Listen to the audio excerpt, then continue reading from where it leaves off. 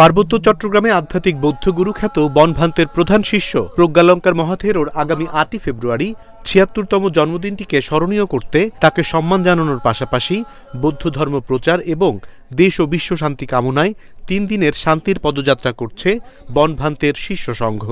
Thailand থেকে আসা ভিক্ষুসহ ২ শতাধিক ভিক্ষু এ শান্তি পদযাত্রায় অংশ নিচ্ছে।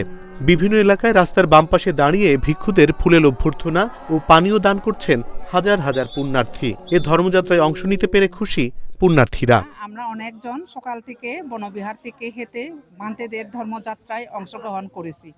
তো এটা হলো আমার জীবনের প্রথম অভিজ্ঞতা, তবে খুব আমার ইন্টারেস্টিং লাগছে। এটা খুব ভালো লাগতেছে। ২০০-এর অধিক বৌদ্ধ ভিক্ষুদের শান্তি ধর্মযাত্রায় মাধ্যমে হলো আমাদের পুণ্য কাজও হলো, আর একদিক দিয়ে ধর্ম প্রচার হলো। প্রথম দিনে ২৫ কিলোমিটার পথ হাঁটবেন ভিক্ষুরা। পথে ধর্ম অনুষ্ঠানে অংশ নেওয়ার পাশাপাশি পিণ্ড গ্রহণ করবেন এবং মাঝপথে রাত্রি যাপন করবেন।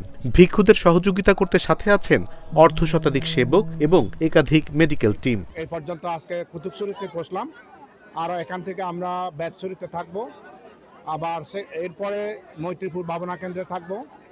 এরপর দিন অর্থাৎ ৫ তারিখ আমরা এই ধর্মপুর আর্য বনবিহারে, যেটা আমাদের লক্ষ্য স্থান, ওখানে পৌঁছে যাবো আর কি। শান্তির ধর্মযাত্রায় পুণ্যার্থীরা ভিক্ষুদের পানীয় ও খাদ্যদ্রব্য দান করার পাশাপাশি অর্থও দান করছেন। শান্তির ধর্মযাত্রায় প্রাপ্ত দানের সব অর্থ রাজবন বিহারে নির্মাণাধীন বিশ্বশান্তির প্যাগোডার জন্য দেয়া হবে। পূজ্য বনভান্তের যে স্বপ্ন বিশ্বশান্তি প্যাগোডা, সেই প্যাগোডা নির্মাণ হচ্ছে, আপনারা সবাই জানেন।